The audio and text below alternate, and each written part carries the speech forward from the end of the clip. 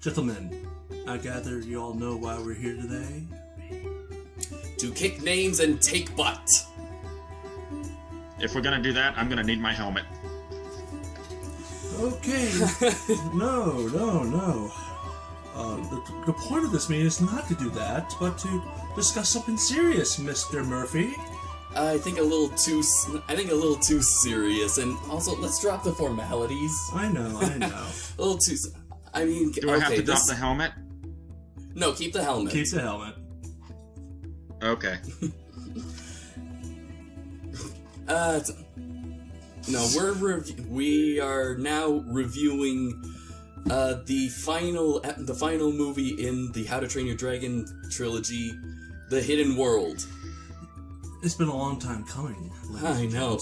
About 5 years since the end of the second movie. Yes, and quite a journey it was. Oh, boy.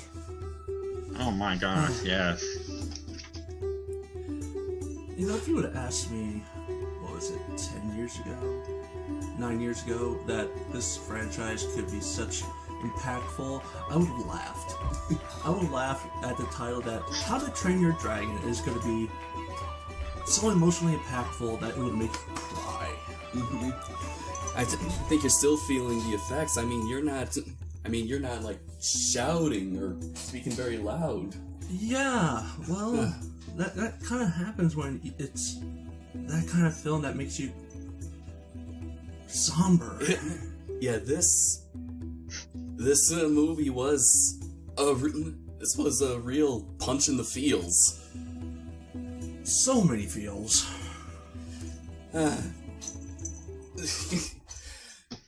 Ian, what did you think of it?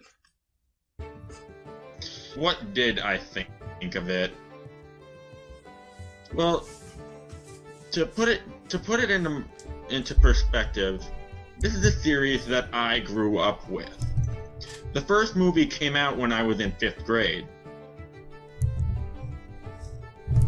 And I grew up watching the series. I mean, every Saturday morning, I would wake up my little brother, and we would go downstairs, and we would watch whatever episode I had recorded from that week. And that became a tradition until the series ended and movie 2 was released. And so these are characters that I grew up with. I got to grow up with these characters. And to see it end after 9 years of my life, that hits hard. I know. It really does. All right, full disclosure. I am gonna ask everyone, and I want you all to be completely 100% honest. Did you cry at the end? It's a yes or no question. Yes. No. Yes, I did. Bullshit! I have to call bull. I said I didn't 100% cry. complete I- honesty. That is honest. I didn't cry at the end of the movie. I did get a little teary-eyed. My chest was tight. My sister cried. But I was numb after everything that happened. It did hit hard and it was beautiful. Don't get me wrong. Mm-hmm. But with this isn't something that I could cry about. This is just something that I can look back on with very fond memories. And I'm glad, I don't see it end, but I'm glad to see it end on such a good note. Oh god, yeah. Yes. I mean, when I tell you why I cry, it's kind of weird. It was the weirdest reason why I cried, because not just for the heartbreaking fact that the dragons have to go away. No. That only made me shed a couple of tears. But what hit me the most was how beautiful the entire picture was. Wouldn't you guys agree? The entire picture? Do you remember the first time entering the hidden world? Oh, okay, that's what you meant. The first Okay. time entering the hidden world, seeing all the dragons that we have come to see throughout the entire franchise, culminating in this one moment where we see all the harmony of those. I can't remember the name again. The fire ones, the little flaming dragons. Oh, fireworms. The fireworms to all the other ones, and it was just a sight to behold. Yeah, I watched it twice in the theaters. I think maybe to make up for the fact that I didn't see the first two movies in theaters. Well, then I got everyone beat because I saw all three in theaters. Actually, I didn't see the first one in theaters. I didn't get to see the second one.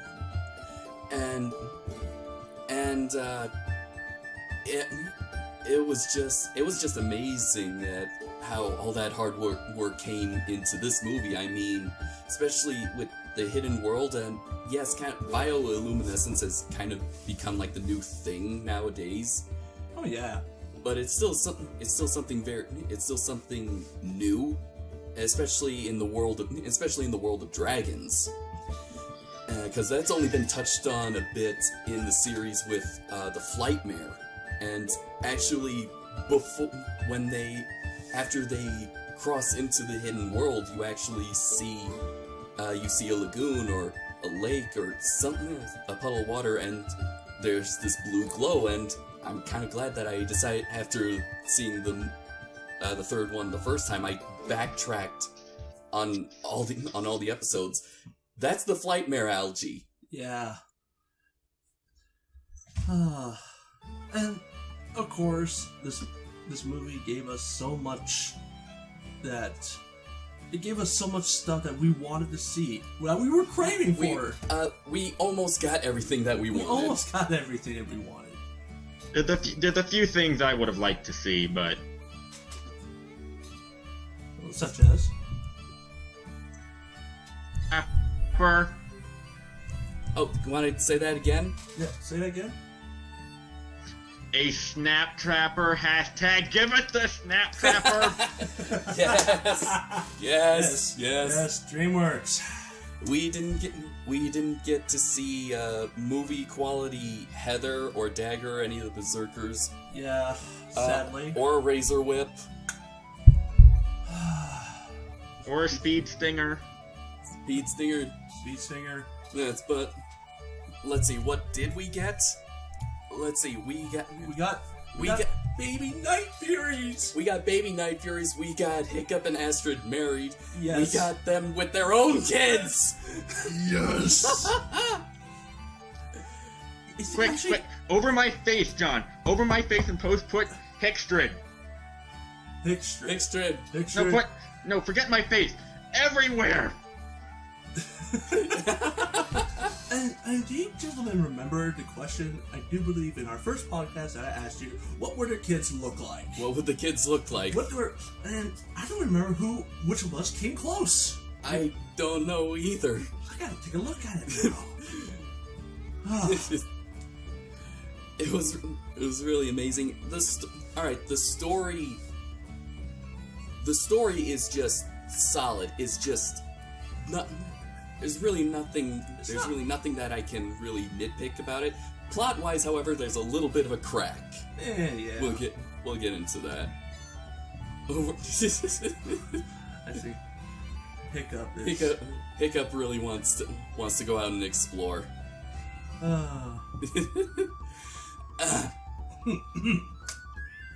Okay. And also the music. Oh my god. The music's beautiful. Music is beautiful, the scenery and the colors.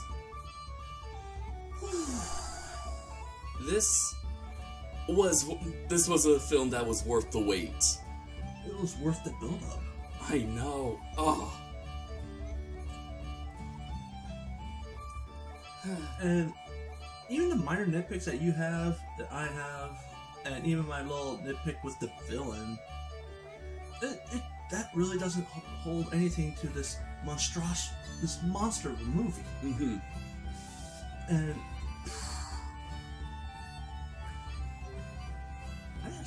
while since that movie has hit me like that. I know. Oh boy. Oh. Okay, where do we start? I don't really think. I just don't think of making this a review. I just think of this as just like a chat between friends where we just give our thoughts. All right. Like what? A discussion, then. A discussion, yes.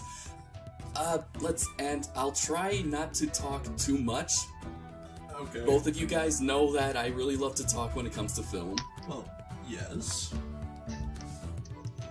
But that's because you're a good film expert. As a film enthusiast. Film enthusiast.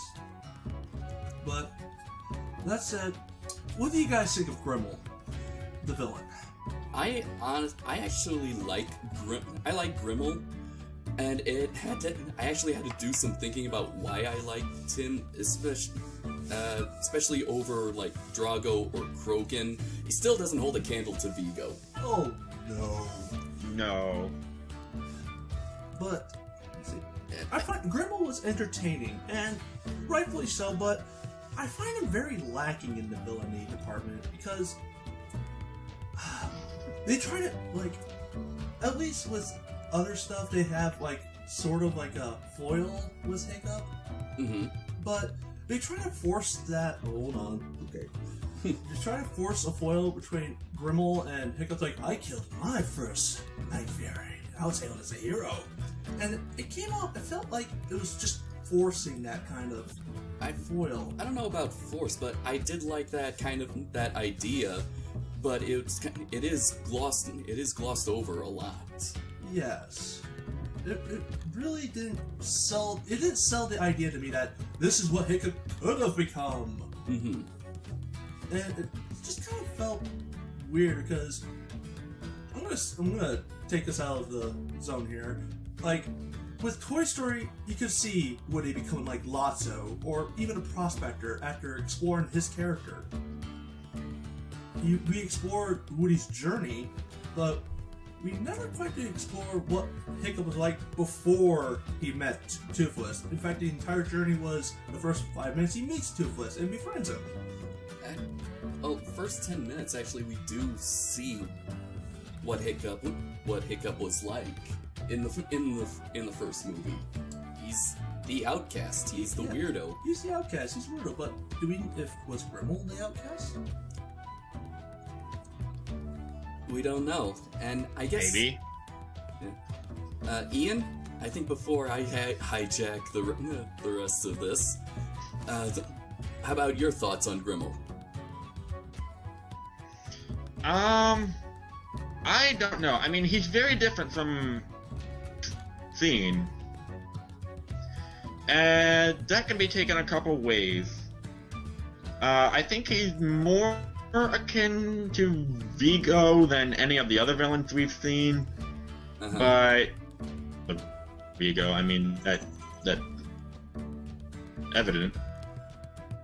But as far as how he worked in the story, I felt for the story it worked. I think that even though this is the longest Dragons movie made so far, actually, I think the longest one that DreamWorks has ever made. I think at an hour 45 minutes. Really? Yeah. Yeah. I think all the others were an hour and a half. Pretty standard. Yeah. I mean, If made it a solid 2 hours, it would have been better. And we could have gotten more characterization. Yeah, I agree with that. I mean, Grimmel's not a bad character by any stretch. Right. It just... I think you had more to say, Ian, before again I interrupted. No, that's it, really. Okay, and I kind of will because I talked with Tyler about this, and I will give it this, that Grimmel is not really an interesting villain. He's compelling. I'll give him that, and honestly, I kind of like the interaction when he introduces himself to Hiccup, especially the fact that he's the only one that kind of made fun of his name, Oh yeah. and I really like that. Now, so, do I refer to you as Chief Hiccup, or do you prefer just Hiccup? That was a good introduction to Hiccup there. Not gonna lie. Although we can't forgive him for sitting in Stoic's chair. No, yeah. But I'd have to say that Drago has a better backstory than Grimmel. Yeah, he does.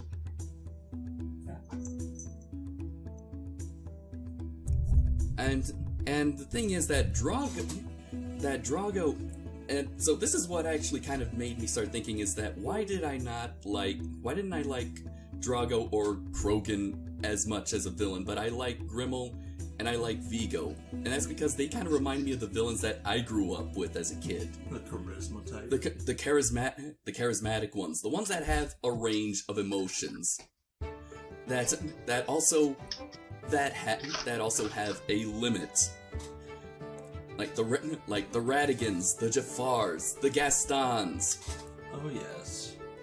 And it's even during Disney's second Renaissance with The Princess and the Frog, Dr. Facilier, aka Shadow Man, was a very compelling villain. Oh yeah. And motives aside, he is a very compelling villain. He's honestly, his mannerism is fun to watch. It's just more engaging just to see what he's doing rather than just what he's plotting. Mm-hmm. Because that's the thing. It's more interesting to watch what he's doing than, plotting schemes or anything else. I mean, it was funny trying to track out Hiccup in the group. Mm-hmm. And that's kind of, yeah. And that's the other thing. Like when he's talking to the 3 Eastern Vikings, I guess Warlords. Warlords. Here? That's what Wikipedia called them, warlord. the Eastern warlords. I mean, one of them you look like Genghis Khan. Yeah. He's going like, so that means they're going. What? What? Yeah. But now, Ian, what did you think of the Light Fury when you first saw her? Clarify, first in the movie or first in the trailer? Either. Well, based on what the trailer showed, I thought that they had introduced magic into dragons when they saw her disappear. Like, holy crap, we got teleporting dragons now? What the heck is this? That's what I thought too. I guess I blacked out. I'm blinding myself on that. But as for what we actually got, that's brilliant. Yes. Oh yeah. Yes. And As for her design, her design is awesome. I know. If John, I'm gonna have to send you a picture of one of my cats. When we first saw her and the Light Fury and Toothless on the beach, I leaned over to my sister and said, "She looks like a peach," because we have a cat named Peaches, and the Light Fury looks and acts exactly like our cat.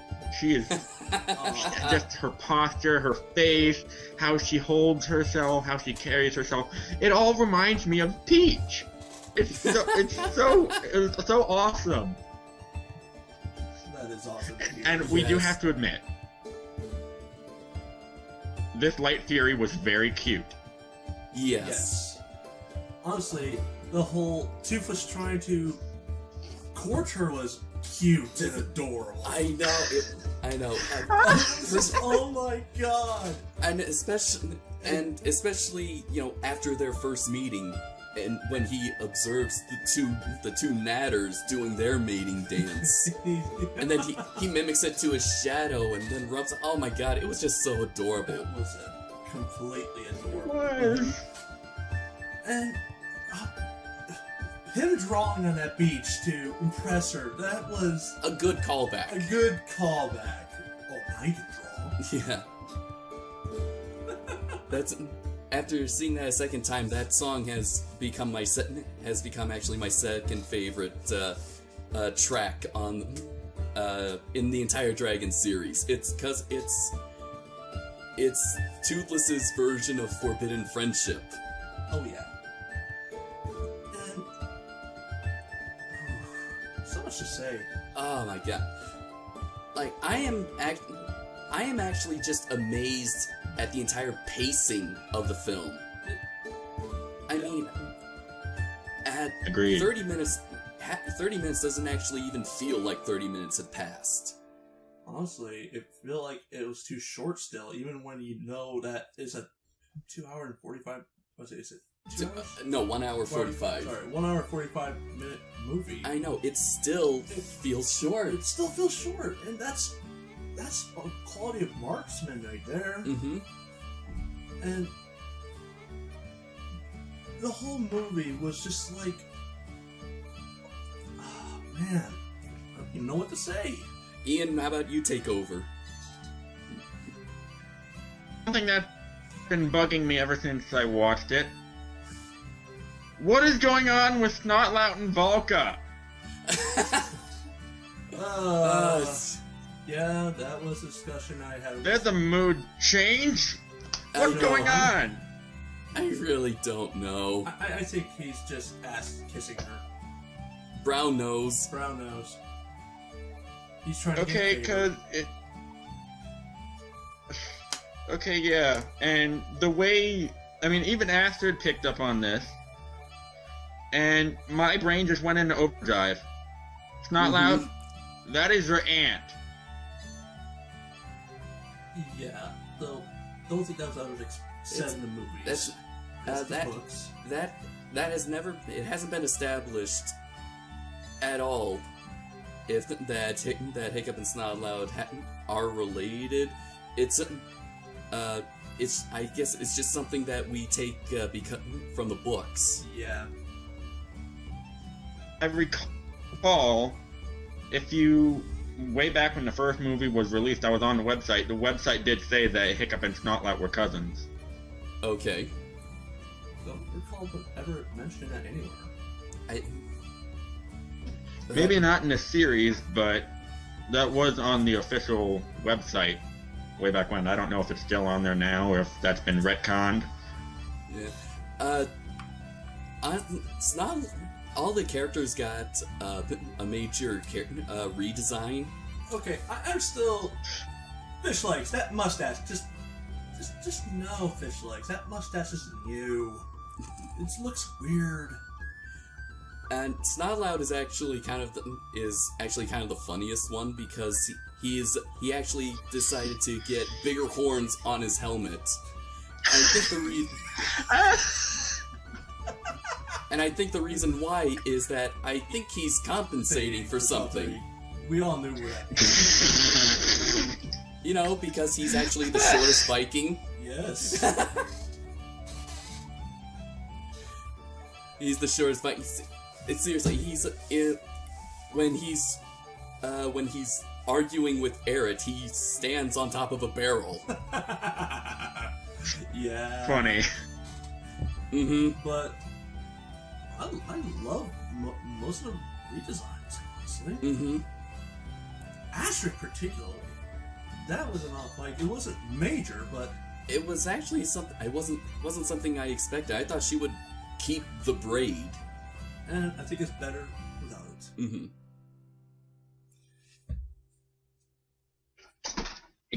Hey, Man. excuse me. Which one is it this time? That is mine, Angus. It's still Angus. They do this all the time. I was willing to bet it's gonna be Angus.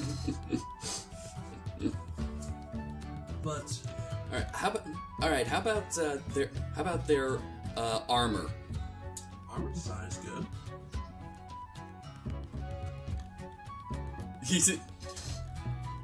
Yeah, it's I like that they just that it's armor that is made from the shed scales of their dragons, so it kind of makes it Fireproof.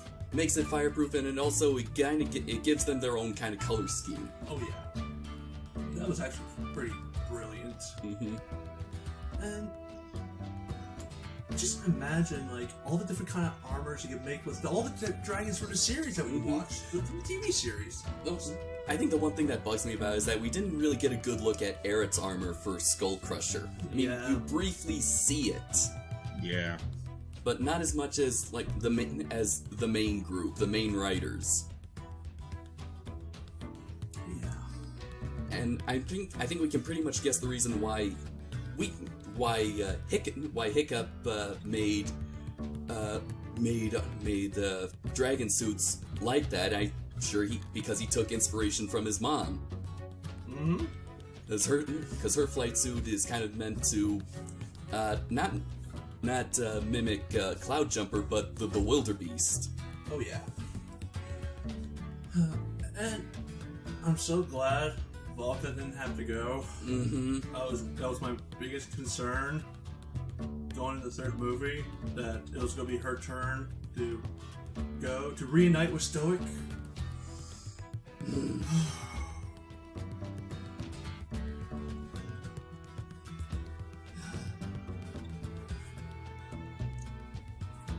God, where can we move now? I had Where a can we thought. move on? Oh, What is it? I just decided to take my monstrous nightmare and run away with it. jeez. You say that again? Repeat? Monstrous nightmare figure. Hmm. Oh, You turd. decided to take. Angus took your monstrous nightmare. Yes. Okay. They do this all the time, I'm serious. They steal my bags of fossils, they run off with them, and knock things off shelves. Are they thieves? Are you training to become thieves in the Peaches is, she has a particular fondness for my plastic bags full of fossils. Ian, I just want your thought. What was going through your mind when you first saw the Hidden World for the first time? When Hiccup and Astrid go into it? Ooh, When that is... when you saw all the fireworms, when you saw all the dragons, when you saw all the algae, when you saw everything, the beautiful scenery encompassing around. I was honestly so excited and overwhelmed with joy, I wasn't really paying attention. Hale and I kept looking around trying to name every dragon that we saw. When we saw the fireworms, we leaned over to each other and went, "Fireworms! Oh my gosh!" And although, did you guys see Drago's Bewilderbeast? Yes. Yes, we did. Mm-hmm. Oh man, John, What? what do you think? I was in absolute awe of all the colors. Okay. Alright, hold on. Let's see, camera stopped recording. There we go. Okay. It's okay, just a little technical difficulty, nothing to worry about, nothing to see. But the Hidden World, I was just in awe. I mean, there's no other way I could describe it. I went the first time I went to go see it in theaters. My sister Mandy, the oldest sister, volunteered to come with me, and even she was in awe of the Hidden World. I heard her gasp. I heard her go awe, and how it switches from the colors and then everything just brightens up because of this huge rock substance. It was so amazing. And you were there when I first saw it, and I honestly was tearing up. Like, I was tearing up at how beautiful, like, it was so beautiful to behold, to witness this. It was so beautiful, I had chills down my spine. I was shedding a tear, wishing that it was real. I wish, like, this is as real as it's gonna get, that I could see it with my own eyes. And it was that beautiful that made me tear up. I don't think I ever teared up like that before. The only thing I remember seeing such a beautiful piece of art that made me tear up was an anime. Oh. That was Clannad. Oh boy. Oh god, yeah. This isn't. I even told you that you see this movie, you're gonna cry like a key animation. Yeah. You weren't lying about that. No. I was hoping you were wrong. Yeah. Oh my. Alright, so what? Alright, so I guess we can also discuss is that why did this movie take so long to get here? And a majority of it actually has to do with behind the scenes. I don't mean production-wise. No developing conflicts. There were some developing conflicts. Let's see. The movie was originally supposed to be released in 2017, I think 2016, but it got constantly moved back. And that kind of has to do with a number of things. One is that after kind of like a string of movie releases that didn't quite meet expectations, DreamWorks had to fire a number of people from their animation staff. Yeah, that's right. And then there was the whole being bought by Comcast, which also kind of pushed the dates back, and Comcast is what owns Universal, and so The Hidden World is now actually the first DreamWorks animated film to be released by Universal. And How to Train Your Dragon is the only movie that's actually been released by 3 different companies, or distributed by 3 different companies. See, there was DreamWorks' original Paramount distributor. Alright. And then when How to Train Your Dragon 2, that was their first went in from being distributed under 20th Century Fox. They jumped the ship a bit. Mm-hmm. And now The Hidden World is the first to be distributed under Universal. Is there any other distributor left? No. It's like you're trying to do a record of how many distributors can we get through. I don't...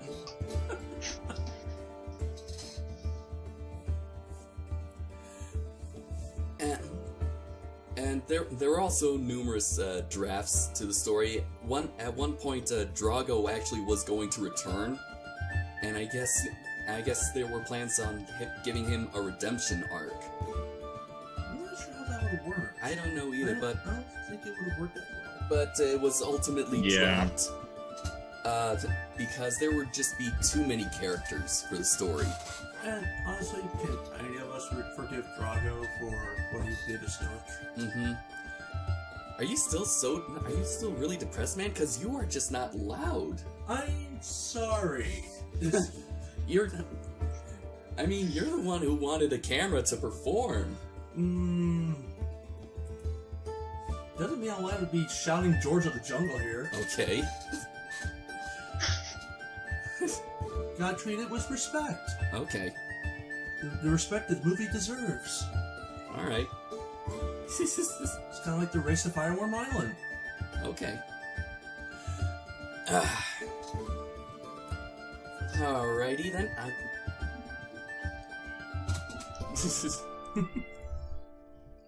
And then just need to then I'll just adjust the audio in post.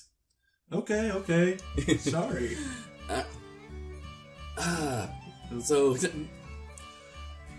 I feel like there's still so much to talk. There's still so much to talk about this movie, but There's so much, and yet... I can't pick which ones.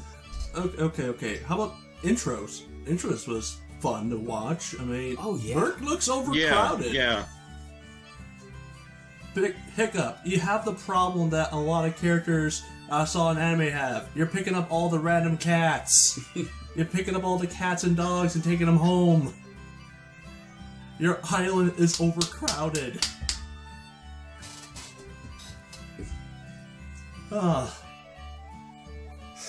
And Gobber had a point when he said that was a problem. Mm-hmm. I honestly. Speak. Oh, go ahead, Ian. Go ahead. Gobber. He has a new obsession. Hobgoblin! Oh, yes. That was the weirdest dragon I've ever I seen. know. I honestly want to know more about it. Mm-hmm. I'm curious. And it was actually kind of funny that every time they appeared, there was actually more of them. And I was kind of wondering how. And when we find out what they do, they're termites. They're like termites. They eat wood. Yeah. I was kind of wondering. Okay, did Volka just willingly withheld that information since she lived among dragons for 20 years? It's kind of a scary thought to have termite dragons. Mm-hmm. Yeah, no, especially when a majority of your livelihood is in wood. Yeah. Ape now. You either have smothering smoke breath stealing all your metal, or you get these termite hobgoblin things. Well, I guess hobgoblins would be the lesser of two evils. Lesser of two evils, to be sure. Yeah, I mean, yeah. If you live in an area where there's an abundance of trees, you do have a lot of wood lumber material before that runs out. Not so much metal. Yeah.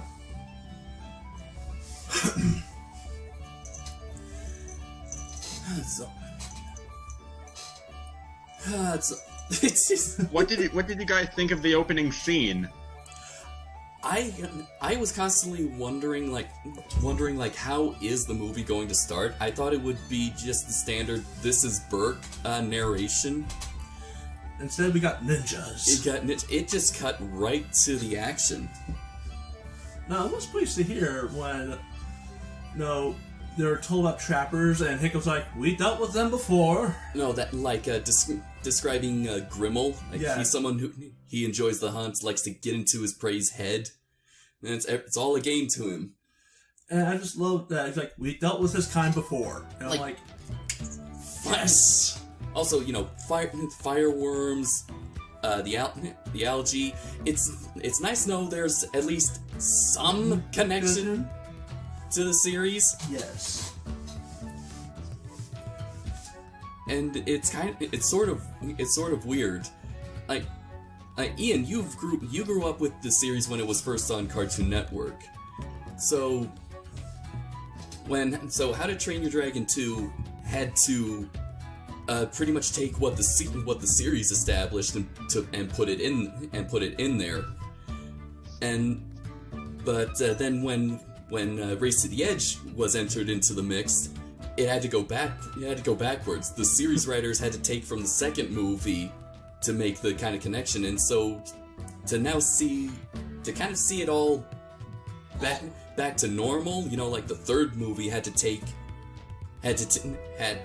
connections from the series to put it in there. It's a weird experience. It is a weird experience. Well, it's a fun kind. Yes, a fun kind.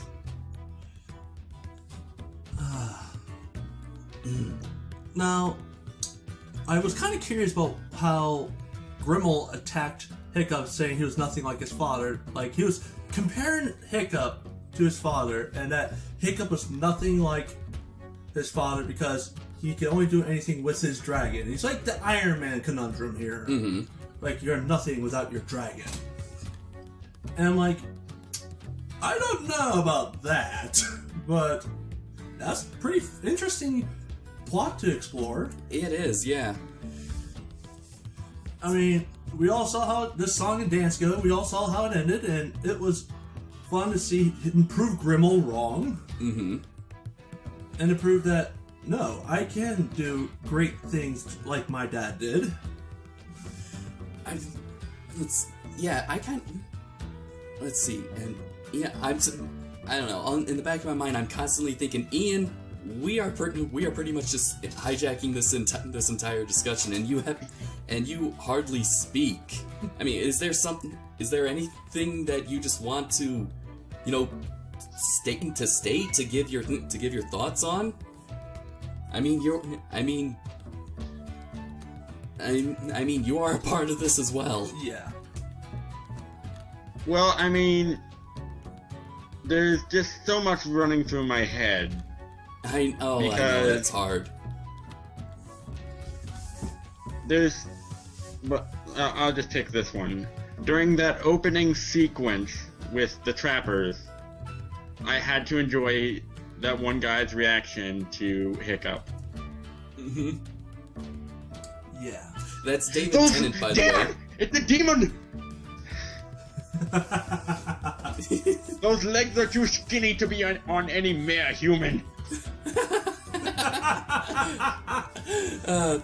That's actually That's David Tennant, the voice of Spitelout. Oh gosh. Did he go back in time? I guess so. Probably. Yeah, I did like that sequence, and also sort of like the first movie, it establishes the tone of the movie. But favorite part aside from Hiccup and Toothless walking through fire, which was my favorite shot from the trailer. Yeah. Was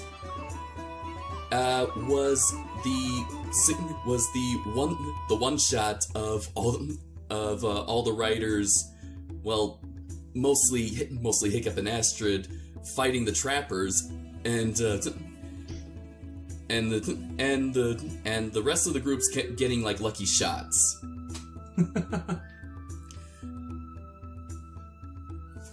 I mean, it was really good. It was all done with one camera, so to speak. That's moving around doing one take, so we're not seeing any cuts and that kind of thing. I like shots that do that because to an average moviegoer, when they blink, it sort of fools them into thinking there is a cut when there isn't.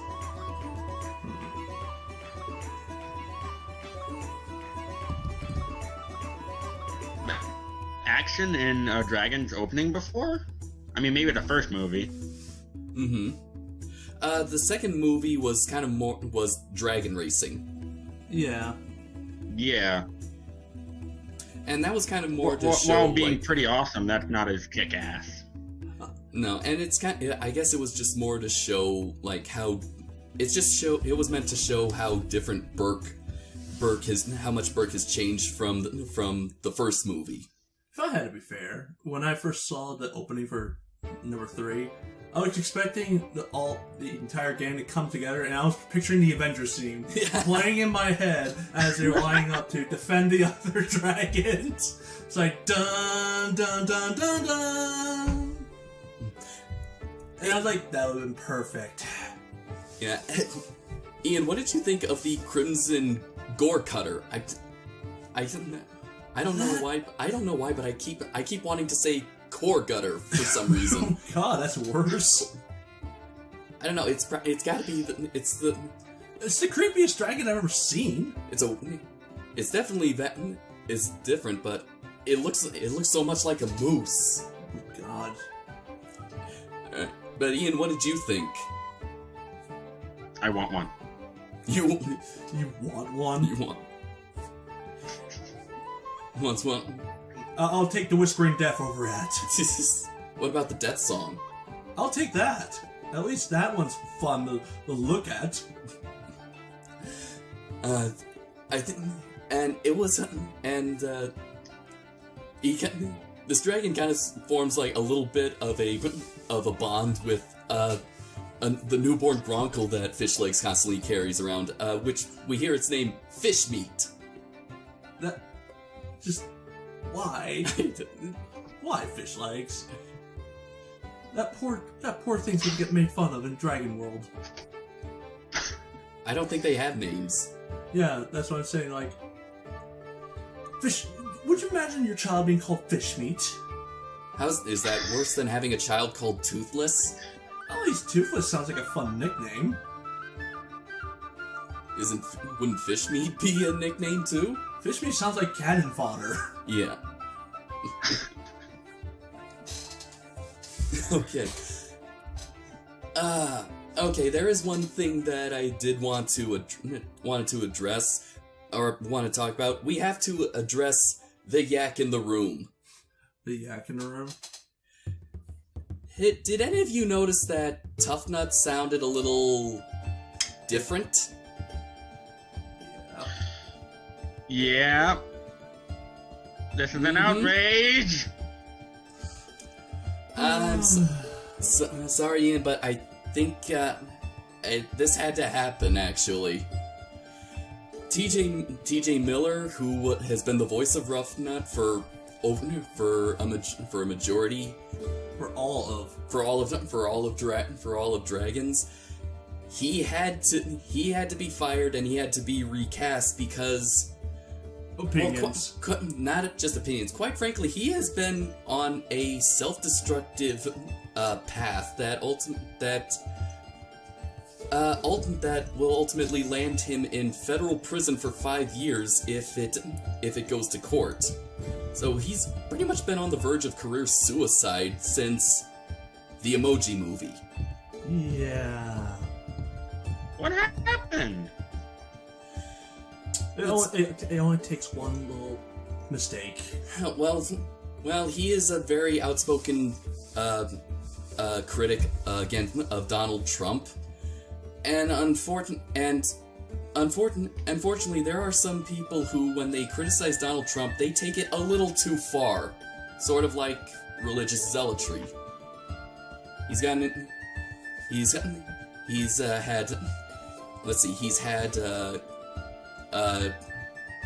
accused of physical assault. Someone actually even accused him of sexual assault.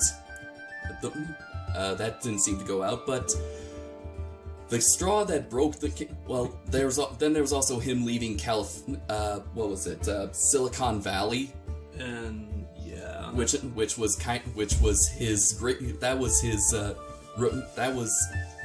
money. That was the moneymaker. That was the paying gig. But the straw that broke the camel's back was in April of 2018. So about a month after the final season of Race to the Edge was released on Netflix. He calls the New York police and says that there is a possible bomb on a train in Grand Central Station. Police come, find no bomb and an intoxicated TJ Miller. It was fake. And they all take that. Lovely. Mm-hmm. And it turns out he might have all that the intoxication, and the reason why he called that was because before getting on the train is that he got into an argument with a woman.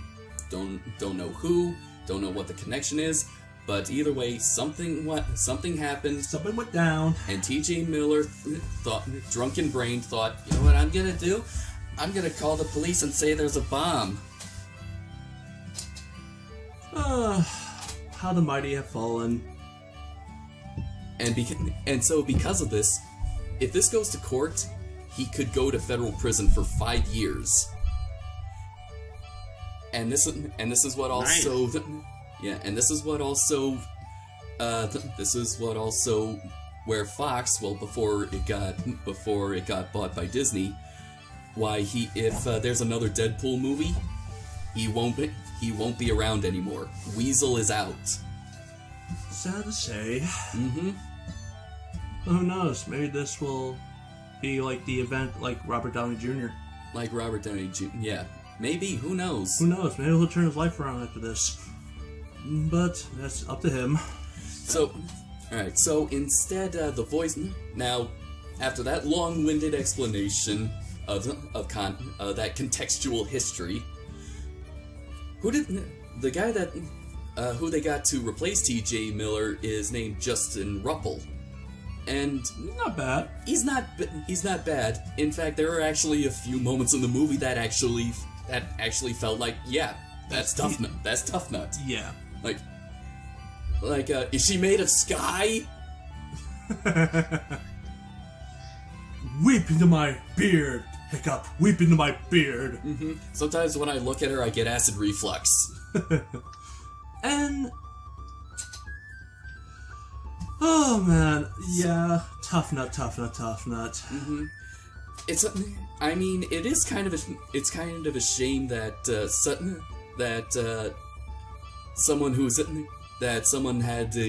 they had to replace someone who's left such a kind of like an impact, or at least kind of left his mark on this character. Oh yeah. But if they had kept T.J. Miller, there probably would have been some repercussions. Ooh.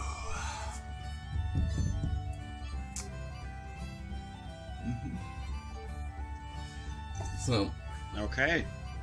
yeah. Now, what did you think of Rough Nut, Ian? Oh. Did you face palm at the fact, like, I love how she escaped. Mm-hmm. Totally love how she escaped. And good continuity continuity. with Race to the Edge. Remember how annoying she was when the trappers tried to invade the Edge? Oh yeah.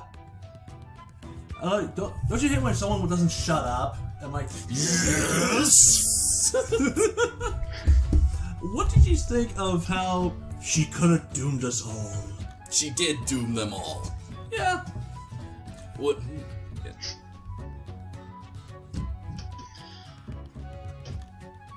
Well, to be honest, every time I saw her doing her little thing, I'm like, oh, come on, this chick has a serious libido issue. She needs to get married off.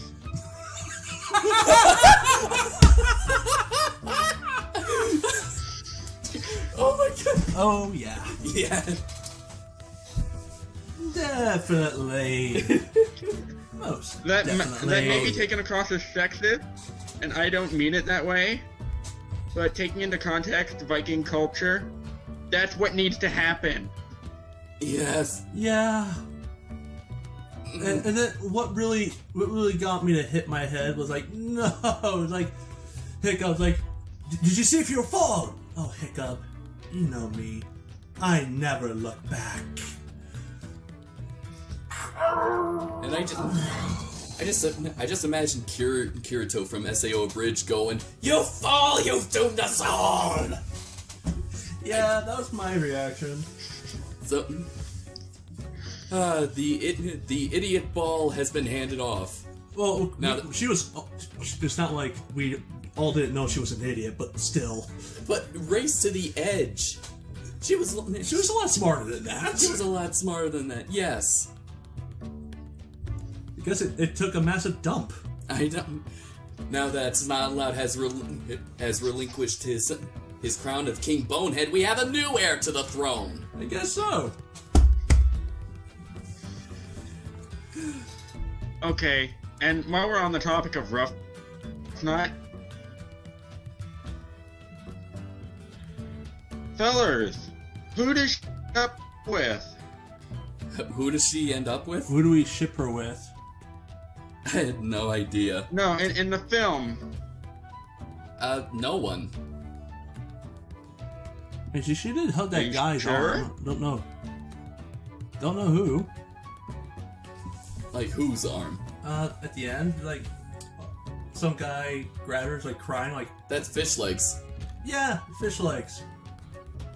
I keep forgetting he's fish legs because of that dang mustache. Keep forgetting So that. I'm like, apparently, it's now canon that they're a couple. I don't know. okay, sure, I'll take that because unless they're gonna make more, which I doubt, No. I'm not gonna complain because Although Dean said that he is open to the idea of what was that? What's that term? Spin-offs. That's it. I wonder how you're gonna do that. Not sure how you're gonna do that. I mean, would we focus on Hiccup's kids and see their adventures? I don't. I'm all for that. I want to see those two kids find their own destinies. But would you still call it dragons? No.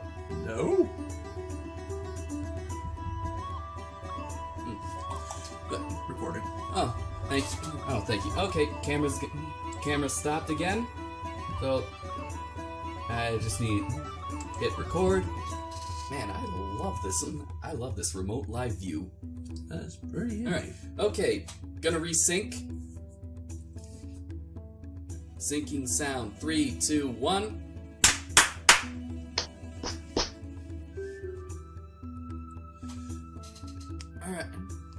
Alright, you know, we have gone about an hour into this discussion, and we have not really talked about the characters that are at the core.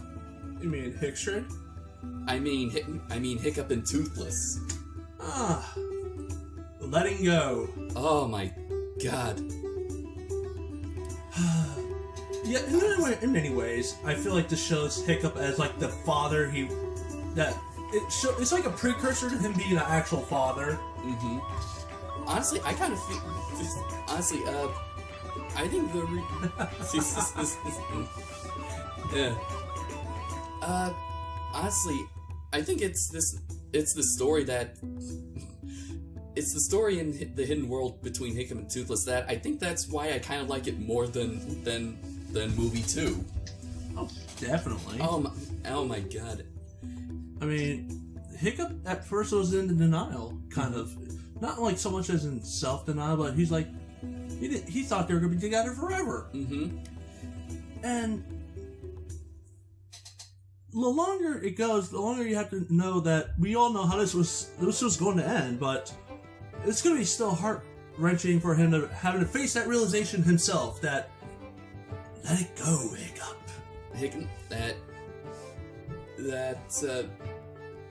Hiccup and Toothless can't be together forever. Yes. And that's what I really loved about this movie is that throughout the whole time it's Hiccup who is trying to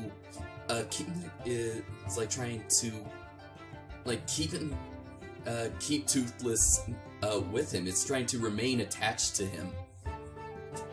And actually, that was like the thing with the first two movies, in a way. Yeah, well,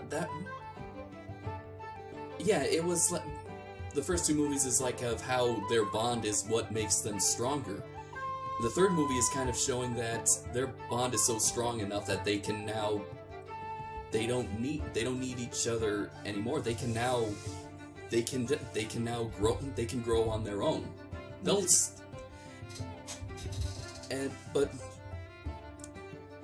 And while it's sad, I mean, that doesn't mean that they'll never be friends anymore. Indeed. They made each other who they are. What do you think of the... Ian, your thoughts? Yes. Well, like I said, I grew up with it. And I can empathize with Hiccup going through this, because the way he has to let go of Toothless is like how we have to let go of the series. Mm-hmm.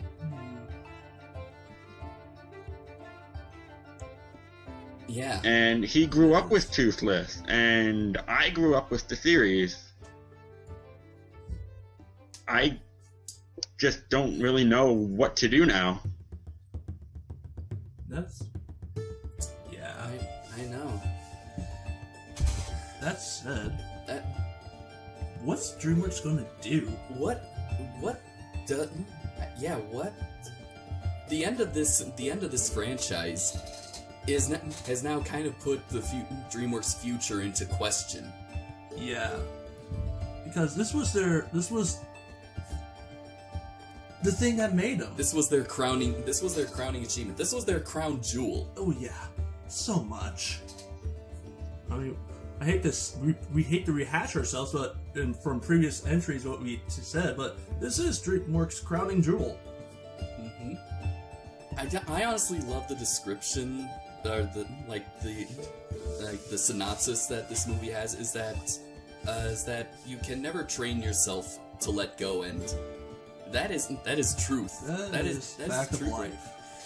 And what makes what the Hidden World actually much more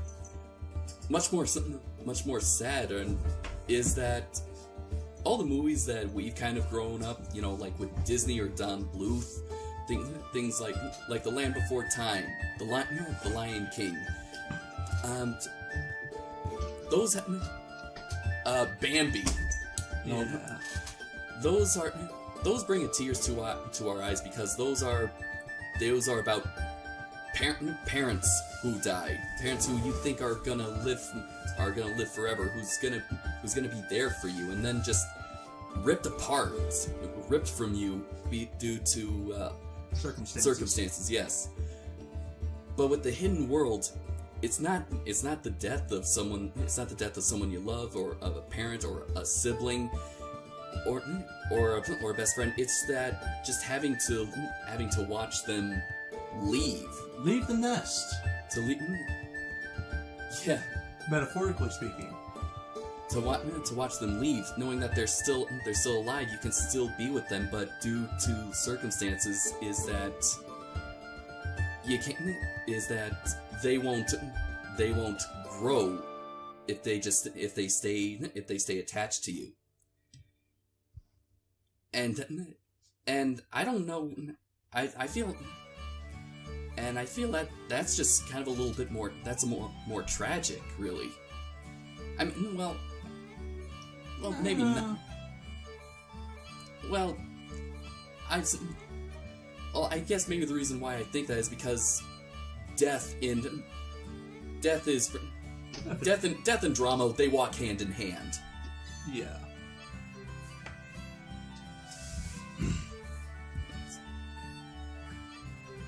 Yeah, but you don't really see a lot in stories where friends have to be apart in order to protect each other.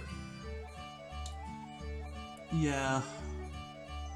Though, starting to notice a lot of them recently. What?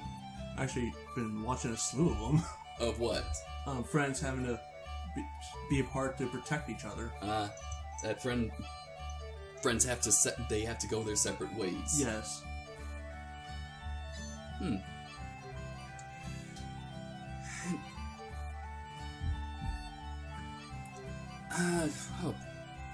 And I think, like I said, there's like a lot that I could talk about. I have a lot of thoughts. All of us could be talking about this all day. Mm-hmm. We could probably be talking about this for 3 hours. I think it's hiccup. I think what I definitely noticed is that Dean his direction has a lot of symbolism. Oh, it does. Oh yeah, like in the first How to Train Your Dragon movie, Toothless loses left tail fin. At the end, Hiccup loses his left leg. In the second movie, Drago is like the anti-Hiccup when it comes to dragon loyalty.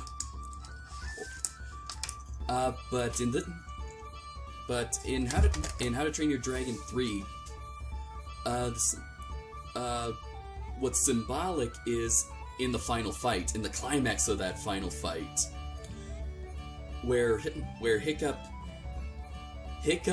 was willing to die for Toothless. He grabs Grimmel. Grimmel is hanging on to him. Hiccup frees the Light Fury, which, by the way, we don't know her name. She's not given a name.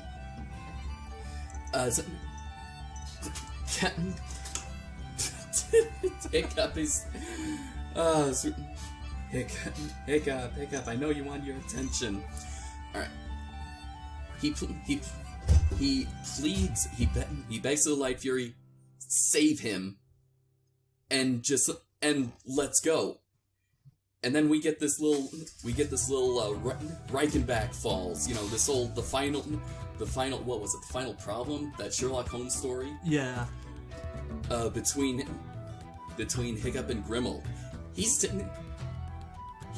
and Grimmel is like tearing Hiccup's wings off. His arm, the armor is scratched, and this is the writer's way of having Hiccup finally accept the fact that he has to break his connection to Toothless, and the final piece of that is his leg. The leg that bonded him and Toothless, that he used to control the tail fin. That was the symbol of their friendship. Yeah. The connecting piece. Mm-hmm. And I believe it was put in there to help us, make the connection that move on to make the connection. This is to pretty much get us mentally prepared for the goodbye scene. Oh yeah. But I think it's just something. It's great writing. It was great writing. It's symbolic and means stuff, but I know. But it really just shows how much Hiccup has grown.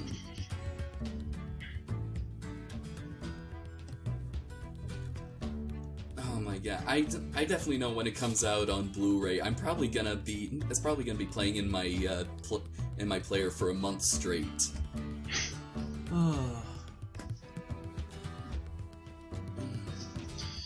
Yeah, I mean, this is the series that built you guys.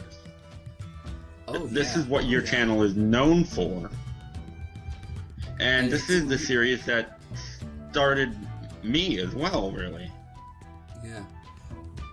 It's funny that it's not how my channel didn't start out this way. I was hoping to do movie reviews, but the series was a way for me to get comfortable in front of the camera. Oh yeah. And through all the reviews, I've learned like what it is that I focus on, what it is, what do I like. It just as Toothless kind of helped Hiccup find himself, and Hiccup helped find Toothless, helped find Toothless, help Toothless find himself. This series helped us find ourselves. It really did. And I know this kind of almost sounds like that's the end of our discussion. No. We still got more. We still got more to go. I don't know how much, but there's still more to talk about. And But yeah, I honestly love the interactions between Hiccup and Toothless, especially when Hiccup is coming around to the idea that he has to let Toothless go, and Toothless is the one that still reestablishes that there is a connection. Like when he gives him the new tail, which by the way, another callback. Yes. To the Night Fury. Definitely. Is that, Toothless is so excited that now he can fly on his own. He can fly with the Light Fury, his potential mate. And then he bounds off in order to seek her, but stops. And he looks back at Hiccup, almost like saying, "Can I have your permission, Dad?" Can I go?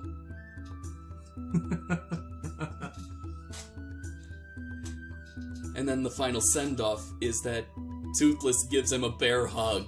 Yeah. Oh, God. Feels.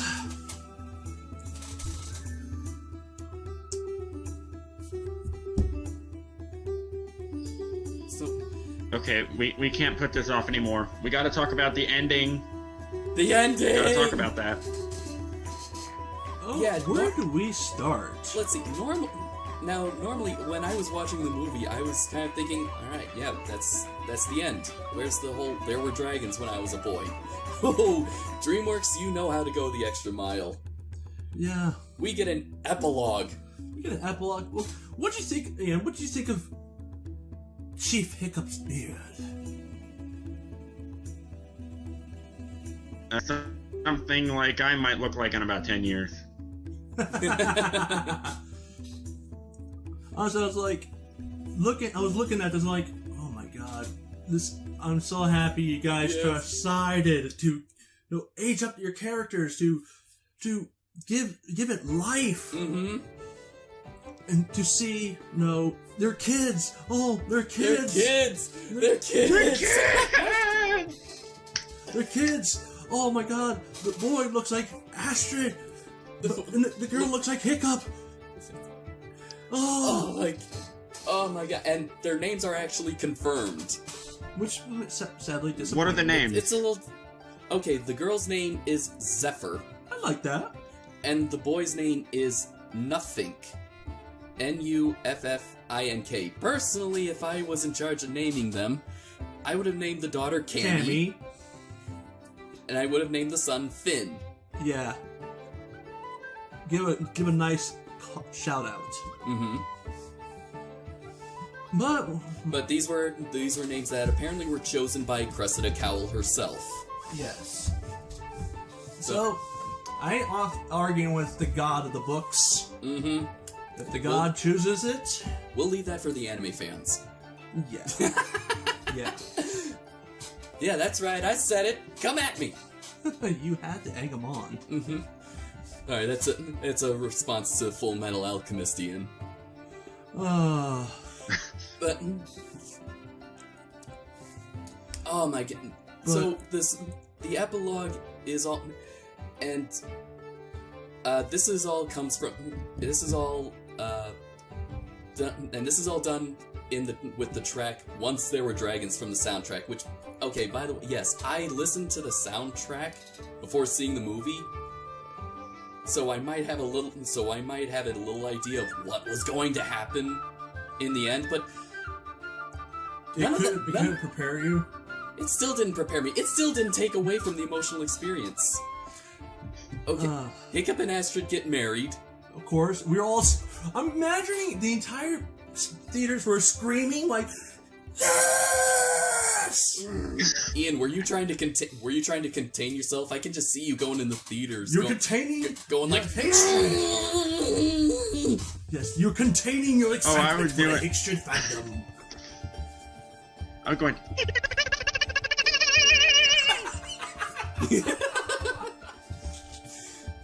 Then we get a flash forward. I'd say maybe about 10 years. 10 years. Yeah. Confirmed 10 years. 10 years. It's been confirmed 10 years. So it's Hiccup in his 30s. Hiccup in his 30s. Well, he's still as cool as ever. Astrid still as beautiful as ever. They got two. they have 2 kids, and they're And the 2 kids are adorable as all can be. They're sailing in a longship, and they get to the edge of the hidden world. Which then I just remembered. I remember what else to talk about. Which? No, we'll get to that. Let's go. And you just so happen to see, and Toothless and his mate the Light Fury just happen to be right out there. And what do we see? And then all of a sudden you see 3 little heads pop up behind the rocks. Yes! Babies! Yes! Night lights! Baby night lights! Oh, did you guys know that there's Funko Pop Baby Nightlights? Yes, Yes. I got one of them. He's got 'em. I pre-ordered all 3 of them. I'm expecting the other 2 in some time. Ooh. Okay, then Toothless senses something entering his territory. He jumps onto the head of the ship and looks ready to fight. Looks at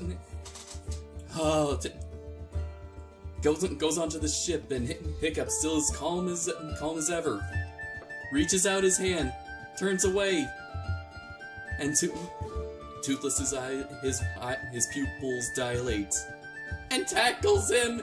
Yes. And playfully, he remembers. Oh. Yeah. No. And this was actually confirmed by Dean that in the epilogue that after when Toothless returned to the hidden world, that he forgot about his old life. But which makes that moment just so much better. It's so much.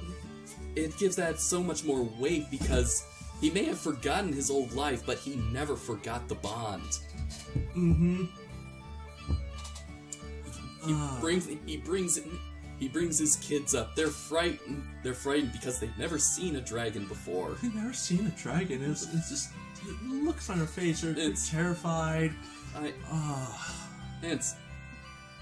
It instructs them to bring their hands out. And Toothless just connects with them. They're so surprised. And of course, we end with the flying scene. Of course. Okay, that's now my favorite. And Once There Were Dragons is now my favorite track from the soundtrack. Oh my god! And it's and how it ends is saying that yes, dragons are actually still here. They're just hidden. Just hidden. Every time there's a natural disaster, it's them telling us that they're still here.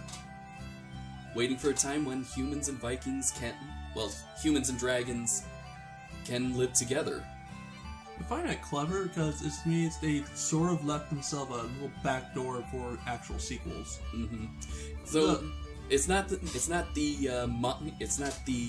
connection to modern times that you were thinking, Ian, but it's close.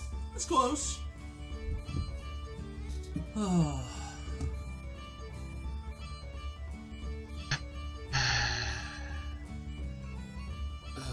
Man.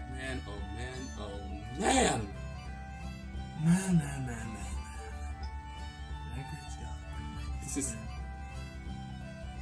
And oh my god, the whole epilogue feels like a callback. Even the music, they bring back Forbidden Friendship, not just the main motif, but even after that, the build up and the vocals. Oh yeah. Oh, I always loved that part. Oh god. You're gonna cry, man. Yes, I am. Aw, come on, man. It was so beautiful.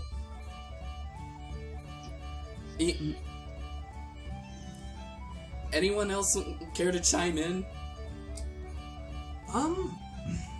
I think you spoke for us all.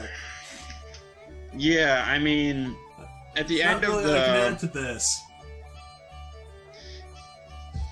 Yeah, at the end of the movie, when lights came on and the credits were playing, Haley and I just sat in our seats. We sat back, and we watched these young children dancing around. And I'm like, this is not a happy ending. Why are you dancing? Then it hit me. Those children will never know. Yet. They will never know what it's like to grow up with this series. Yeah, Sad but true. it is.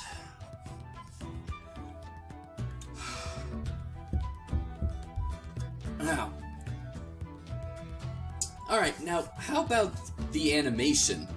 Animation's beautiful. Honestly, I already reiterated what the first time entering the hidden world, and as he is masterfully showing, bowing down before the animation gods. Yes. It was Beautiful. I mean, especially the wide shots, or especially like the wide shot of Stormfly on the edge of the hidden world. I mean, that much distance, it looked so real. It looks stunning. And cinematography is nothing to scoff at either. No, it isn't. I guess, but the thing is, there weren't as many frames that stood out like in movie 2. Yeah, in movie 2. But that's probably because It was more- I've rewatched movie 2, and not it's, so. it's more action packed. Like, it's not to say this is not action packed, but there was more on the line. But this was not as on the line. There was something on the line, but not as much as movie 2. And honestly, the art, so beautiful. I could probably gush about it all day.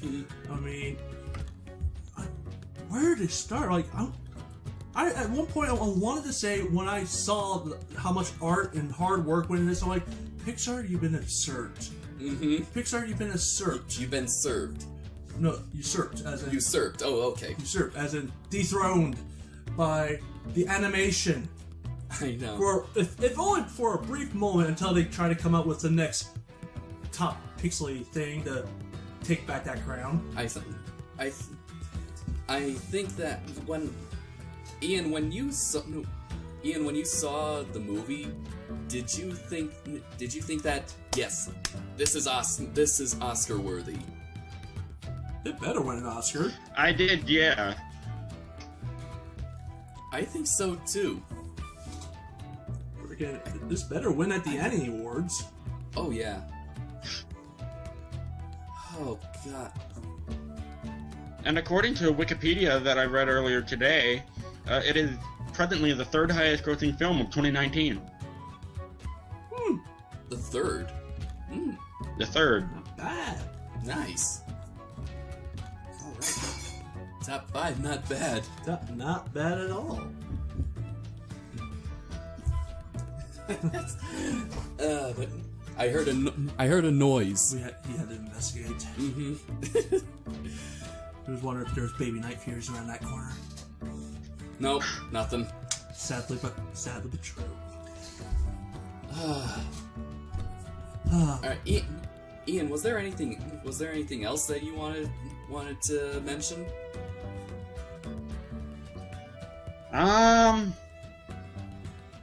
There's a couple things I would have liked to see. The dragons that we did mention. I wanted to hear or see someone call Snotlout a mutton head. One last time. Yeah. I wanted to hear Snotlout say his battle cry. Yes. Snotlout, oi, oi, oi! Oi, oi!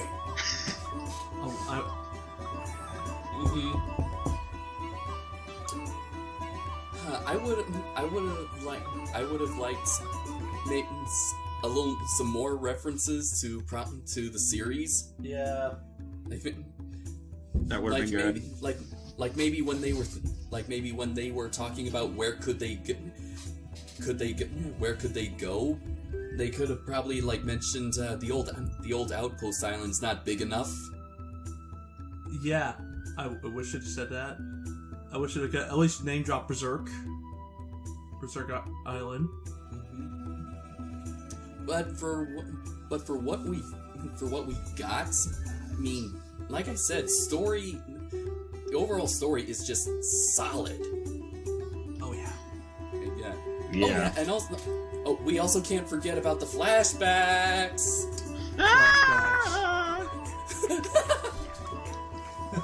Okay. Ian, why don't you take this Who one? here is so glad we finally got to see Stoic Yeah, right here. again? Oh man. I mean, yeah, we saw him in the series, and that's good. Mhm. But I feel like this is better. Yeah.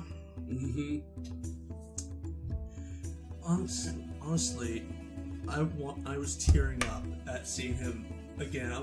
I was not expecting this, and Are you gonna cry? no, That's okay. yeah, It's okay. but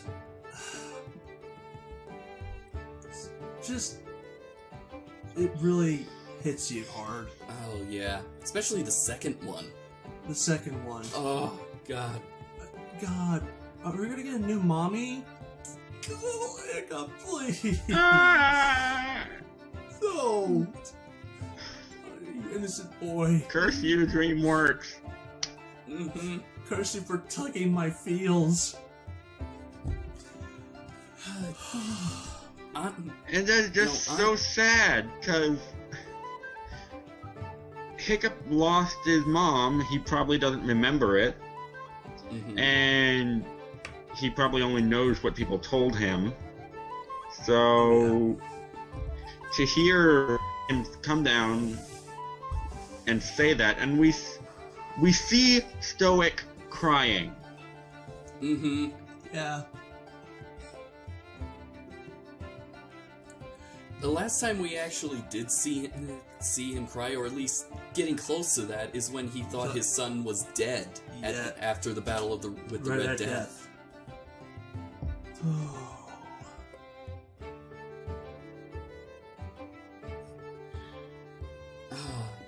And Yeah. true, Stoic And- may not have been an exemplary father, but he tried his best. And that's what counts. Mm-hmm. And he did make up for it after the war with the dragons ended. Oh yeah. He more than made up for it long after that. He made up for it in the series, helping everything that he needed to when needed. Mm-hmm. And it was after I saw the second time that I was actually able to I picked up a few things. We now kind of have a little bit of a mental map of Stoic's mental map. That in the first flashback, when he's talking to Hiccup about the hidden world, you can actually kind of see a glimmer of sadness in his eyes, and that's because he's still thinking of how Volca was taken away by a dragon. Yeah. And so when you hear Hiccup say that finding the hidden world was an obsession of his, and the reason why he wanted to find it, because he wanted to seal it up to get rid of the dragon, so that this would never happen again. But I think after a few unsuccessful attempts, he didn't. He turned to anger. He decided that the dragon's nest, where the Red Death was probably more would be more successful because it was closer, Yeah. and it's the best he could do. But again, after attempt of it not working, and coupled with his son, growing up to not really being kind of like a Viking, The way he wanted. then yeah, then you can kind of see how he became the man he was in the first movie. Dragons has so much growth that it's not even funny. Most movie trilogies just kind of just laughs at them because they just kind of reiterate same thing, same schlock each sequel. Mm-hmm. But Dragons dares to be different. Yes. What makes it stands out? Alright, so Feeling awfully somber in here. it does Yeah. it does feel somber.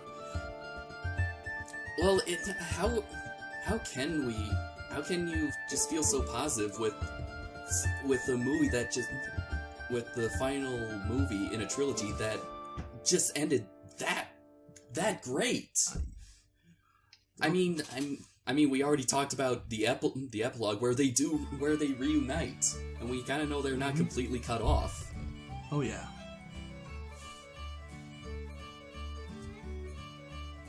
But I mean, yeah, this was still so good.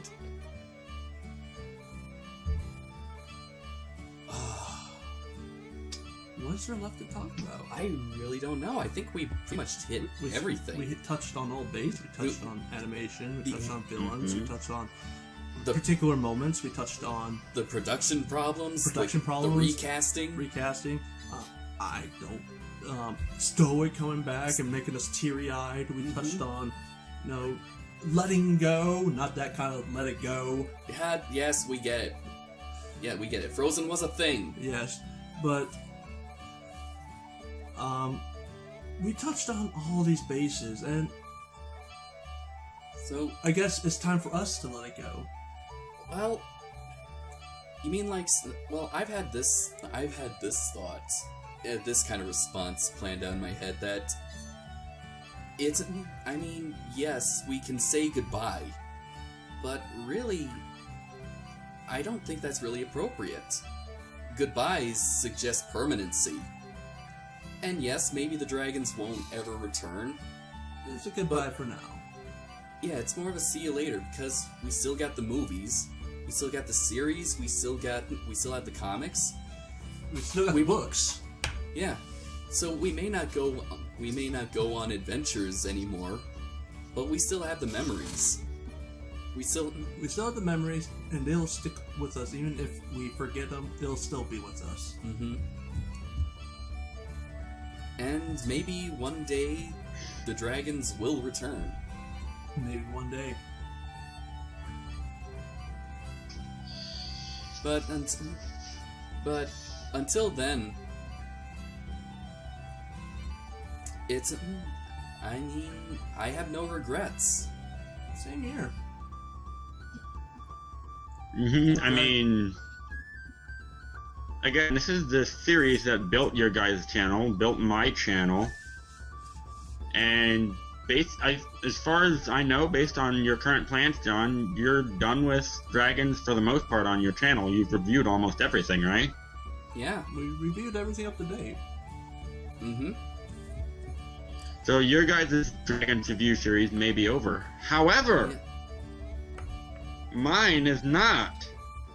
No, it isn't. No, it isn't. And I talked to Rebecca. We're planning on picking it back up this summer. Nice. Can't wait to see what you guys hold in store. So the series may be over, but my review series isn't. Stay tuned for that. Yeah. Oh, jeez, I just remembered something, actually. Ooh. Okay. Alright, remember in our very first Dragons podcast, our final thoughts? How we brought up the way glyph, back when. the glyph at the end of season 2? Yeah.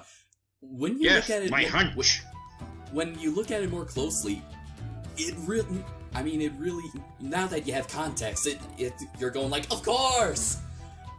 But what I notice is that surrounding the Night Fury emblem, are also the symbols of the other dragons that are like converging on this. It's making a circle, sort of like kind of like the entrance to the hidden world. The hidden world where all the dragons reside. And so yeah, the writers were pretty much just giving us a hint of exactly what's in store in the third movie. Which not bad.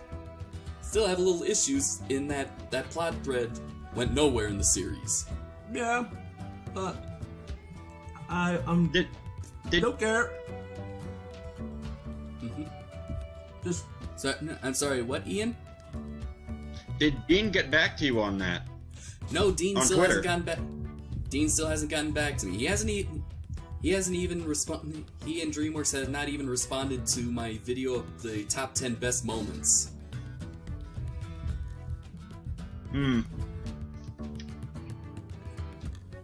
Well, never. I don't even know what I was expecting. it was a long shot. It was a long shot. I mean, I'd have to be pretty narcissistic to think that someone like Dean DeBlois, and I finally found out how to pronounce his last name. It's amazing what turning on an audio commentary of the movie will do. Yeah. But yeah, I must be pretty narcissistic to think that someone like Dean DeBlois and DreamWorks would actually respond to me. Luckily enough, I'm not narcissistic. Oh yeah. So, yeah, I think that's it.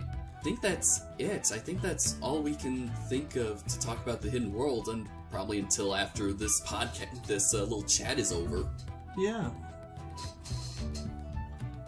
So, I guess that means now we move on to the actual review. We give it our rating. Whew.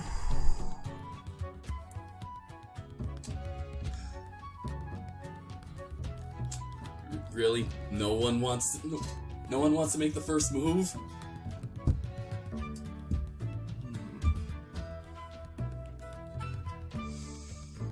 I want to give it, with the new rating and the old rating, A- with 4 stars with 6 Skull and Eberts, 2 thumbs up. Out of 5? Out of 5. Okay, 4 out of 5. I definitely give it an A. Like I said, solid story, great animation, good character art, character stories, cinematography, colors, music, okay, everything. Plot is just a little shaky, so I'm giving it 4.5 out of 5. And 2 thumbs way up.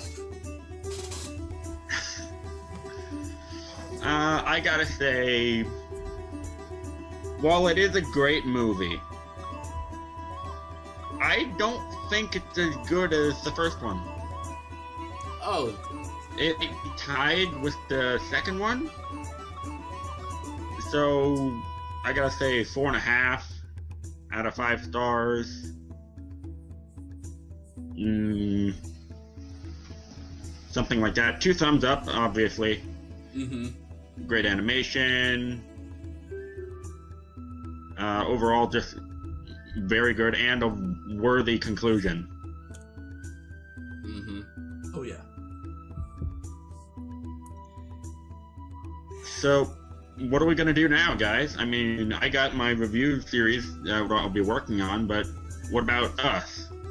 Like fans, what are we gonna do? Guess we just have to move on. Just have to move on. But it's okay I to mean, look back this it's okay is- to look back. I mean, we as human beings are constantly looking back, and this is not going to be any different. Mm-hmm.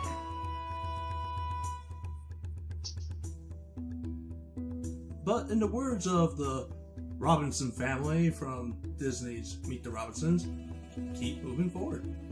Mm-hmm. Life will find a way. Yeah.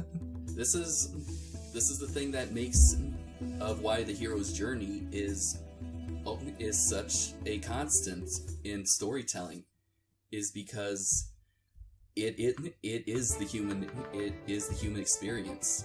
When one journey ends, another begins. It's a cycle that just keeps going. And who knows?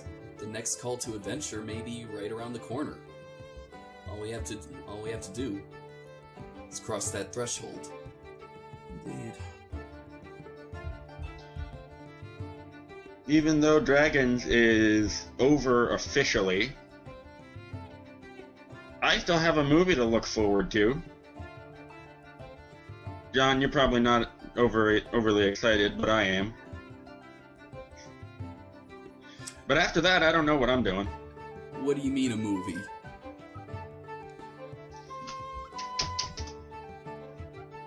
Jurassic World 3. Yeah. There's a third one? There's gonna be a third one. What? Yeah. Seriously? Well, there was a Jurassic Park 3. I know there's a Jurassic Park 2, but I thought Fallen Kingdoms would be the last. Nope. Are you kidding me? No. How does the ending of Fallen Kingdom? How does the end of Fallen Kingdom suggest that that's the final movie in the Jurassic saga? Because I thought it bombed. No, it did great. Critically, yes, but financially, no. It was a hit. Damn it. Okay, this is news to me. What's this new movie's name? I don't. It does not have a name yet. It doesn't have a name yet? So right now, the working title is Nope. still Jurassic World 3. I just got blindsided with this.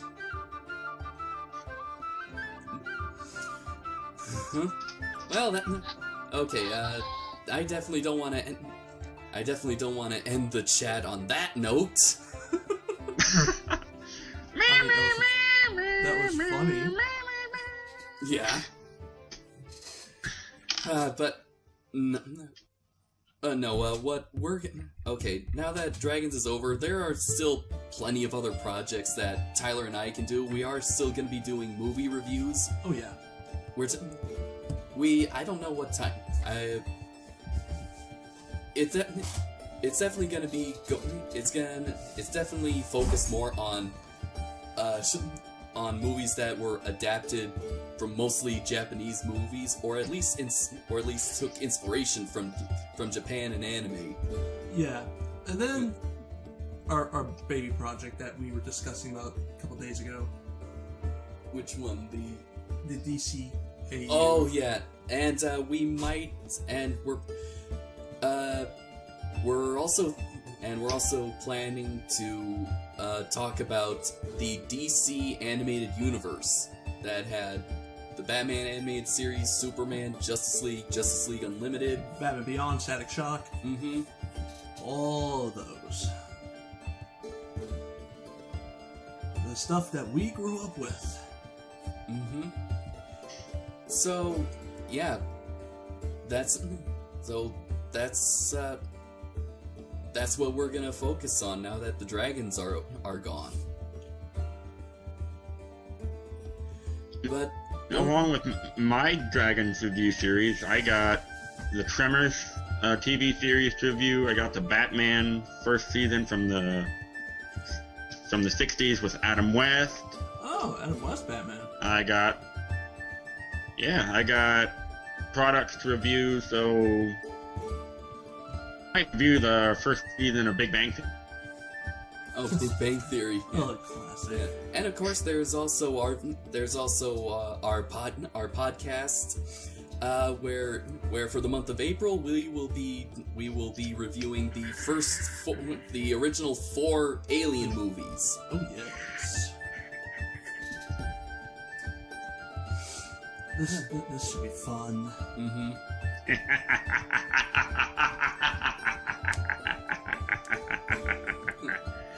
Oh yes. So until next time.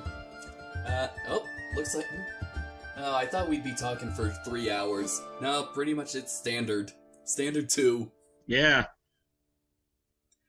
Alright, but well, until next time. till next time. Bye, everyone. Later. See ya.